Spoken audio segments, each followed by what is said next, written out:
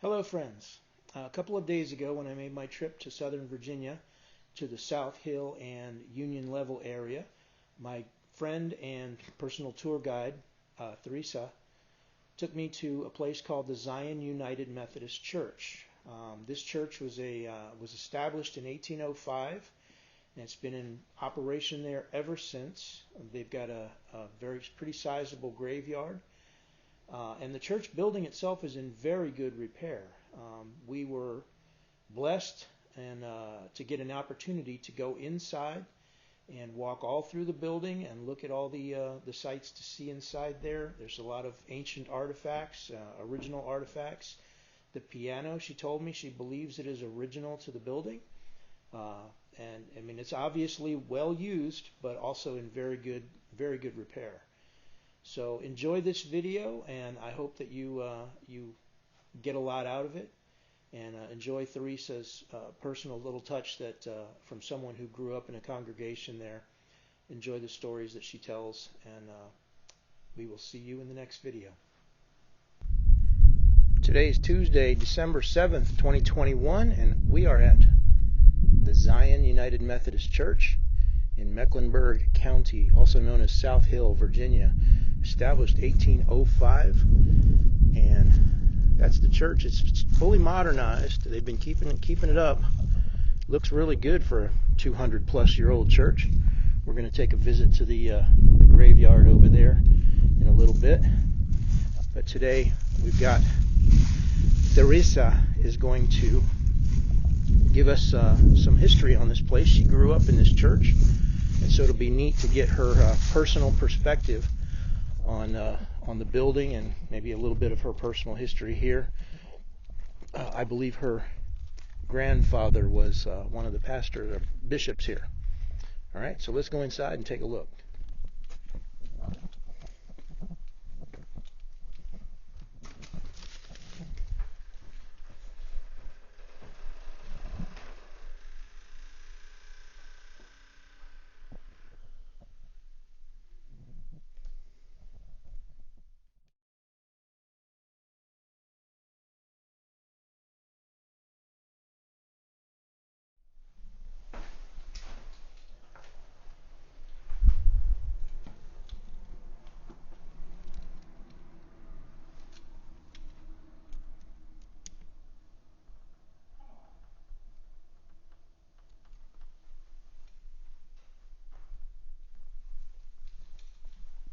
Hi, my name is Theresa. Welcome to Zion Methodist Church in Mecklenburg County. This is probably one of the oldest churches that you will hear about. We are in the Mecklenburg County history landmark, supposedly established in 1805, but we have a lot of documentation that goes back way before that, because the original deed was destroyed in a fire in the courthouse. There are writings of the existence before 1805. And the sanctuary, which we're standing in now, was built with heart pine and broad axe and hewed with broad axe and rip saws. The frame was with mortise and wood pegs and cast iron or cut nails. The Bishop McKendry held camp meetings dated as far back as 1788. And camp meetings could last up to 3 days. They were very popular back in those days. And also, one of the greatest American circuit rider in February 27th, 1802 was Francis Asbury. And he was a circuit rider, and he preached here at this church. Also, in Georgia, when they had their conference, a charter was drawn up here, was approved in Georgia, and was written here for Randolph-Macon College. The college was built in 1832 and was in Boynton, Virginia, but it was later moved to Ashland because in 1868 they had to escape the ravages of the Civil War. Some of the remnants of Randolph-Macon is still located in Boydton. And a little personal note of history, my great-great-grandfather was Bishop George Foster Pierce. He was born in 1811 and died in 1884, and he was the American bishop of the Methodist Episcopal Church, who served as the first president of the Wesleyan College, then known as Georgia Female College, and was the president of Emory University. My father was the oldest member of this church at his death of 99. He was 99 and he passed away last year. But he stated at the 200th anniversary that there were 20 veterans from Zion that served in World War II, and he was one of them. At the very beginning, we're not sure what the dates were, but there have been 45 pastors from 1811 to 1884. The oldest grave, which we're going to go out and see in a little bit, is marked for John Henry Pettis. He was born in May 6, 1809, and died August the 4th, 1851. Now, if you'll follow me, I'll show you some real jewels.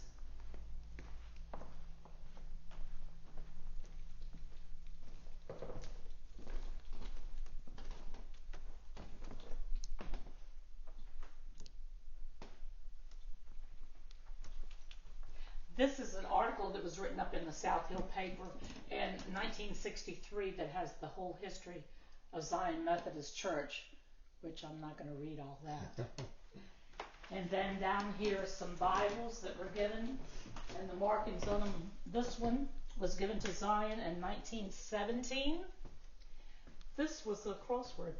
This was a puzzle that was made of the church and put together. And here's my proud ones.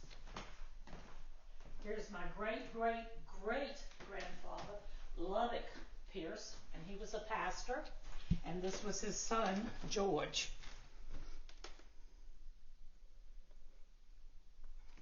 Is that an original photograph? It is. Wow. Out of my grandmother's house. And in here is just a little board when they did the 200th anniversary. They have these different little things written on here. Most of them I have spoken of, about Asbury being here and the conference in Georgia and how Randolph-Macon's charter was written there. Showing some of the camp meetings. They look like they were really having fun. Mm-hmm. And there were a lot of camp meetings here that I was reading.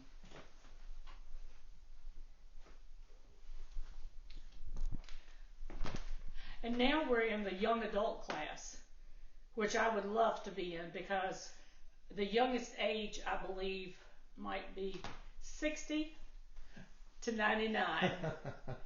They loved being called the young adult the kids, class. Yep. Yeah. Thank you. All right. I'm going to take a little tour of the rest of the building. This is the pastor's office here.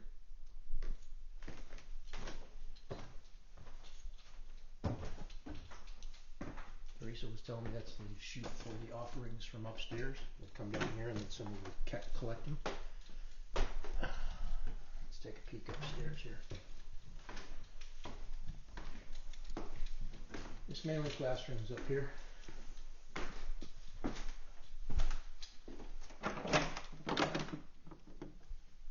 That's where they keep the flowers.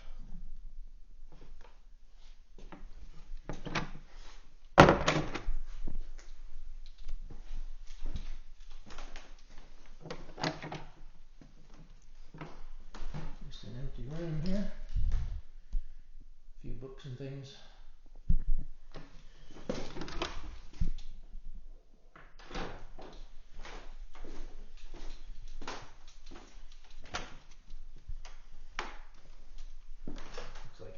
Study, prayer room, Bible study room, something like that. Some of this furniture in here looks like it might be original. Very, very old and kind of frail looking.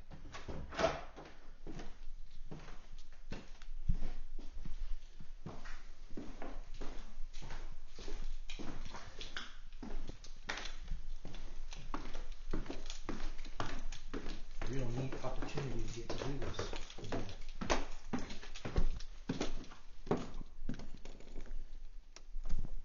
She also told me that the piano was original to the church, 1805.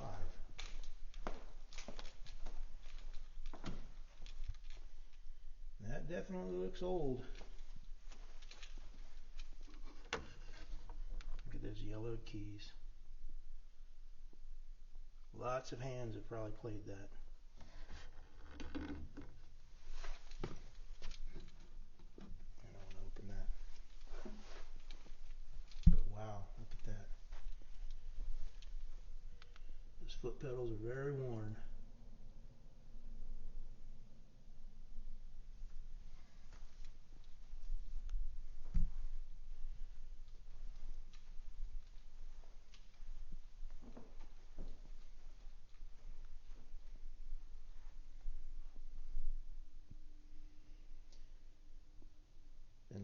And lots of people sitting in those pews in 200 something years. Let's go out and check out the graveyard. Here we have the Zion Church graveyard.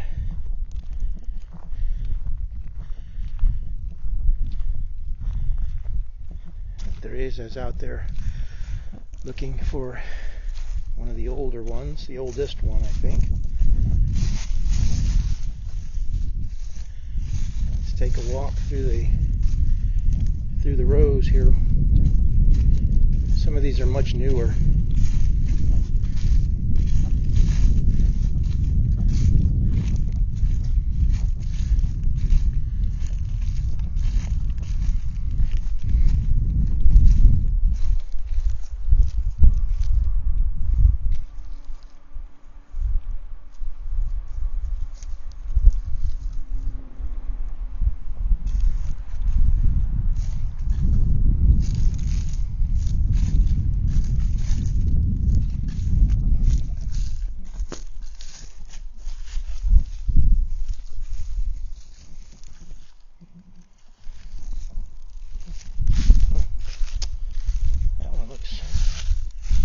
Hard to read.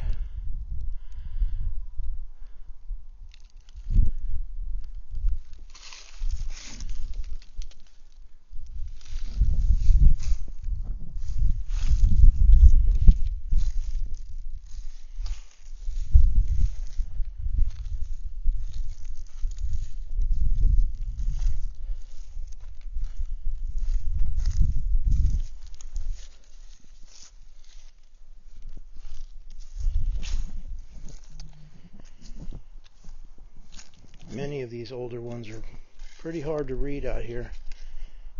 I don't know if the video will pick that up or not.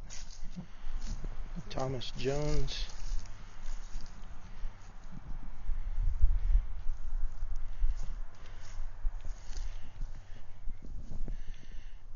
It says William Jones, but I can't read much beyond that.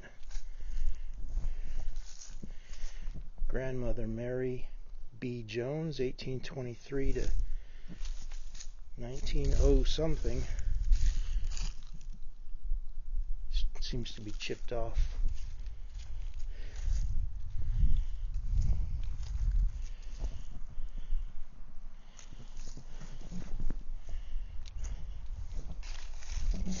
This one's flipped around the other way.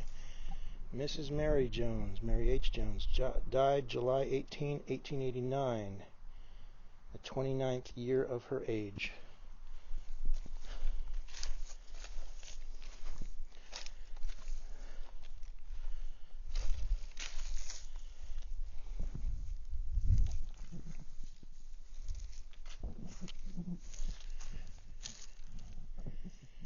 George Beverly Finch. Very unique. Look at that. Cross with roses. February 22, 1837 to September 13, 1900.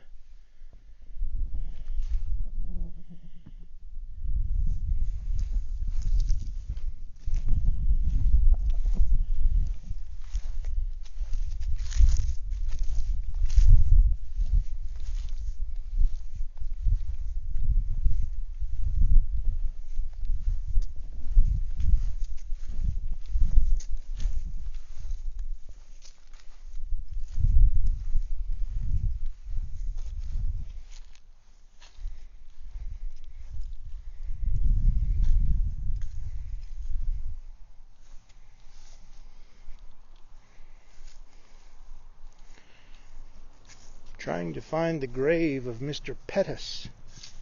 Pettus. That would be the grave that Theresa mentioned as being the oldest burial here. I think she said the year 1851. So far, she's been unable to find it. So I'm walking one direction, she's walking the other.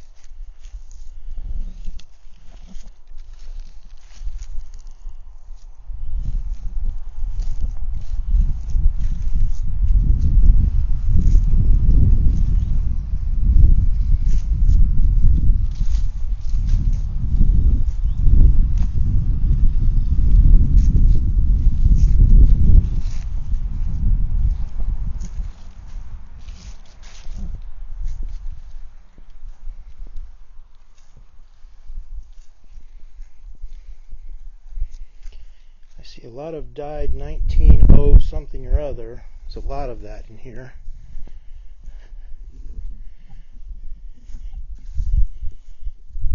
There's a 1913 or 15, 1914.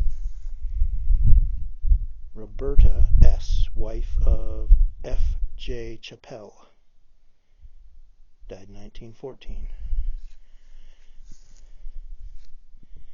1915, 15. Infant son of H.G. and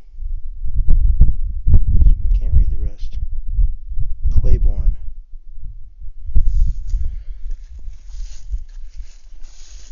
This one seems to be smooth on one side, so let's see. Ah, our mother died 1894.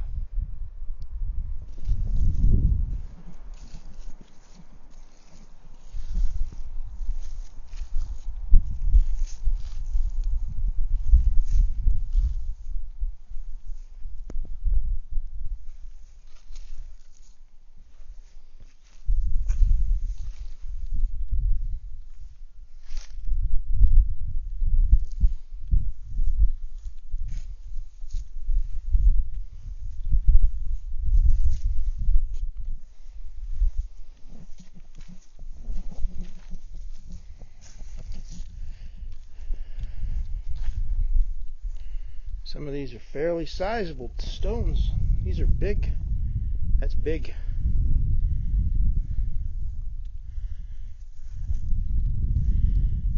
Don't see anything out there. Here's an interesting one. Look at this angel sitting here.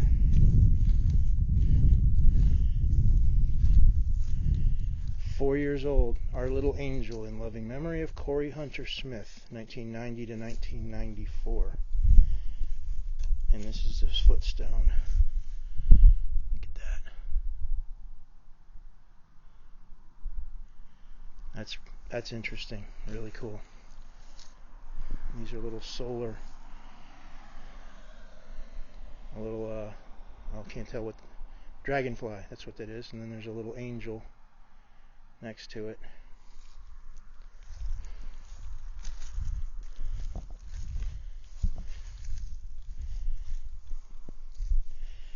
I have a little lamb here. Generally means a small child.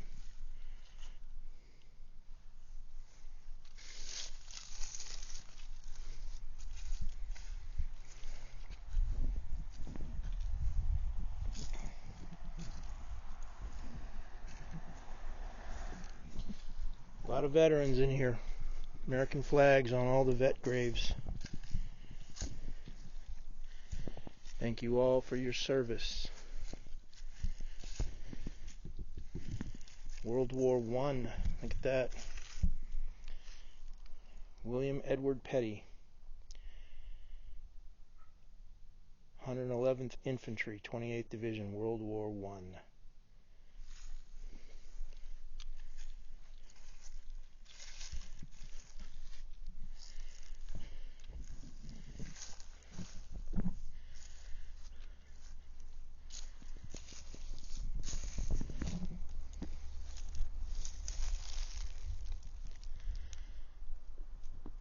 that is the Zion Methodist Church graveyard.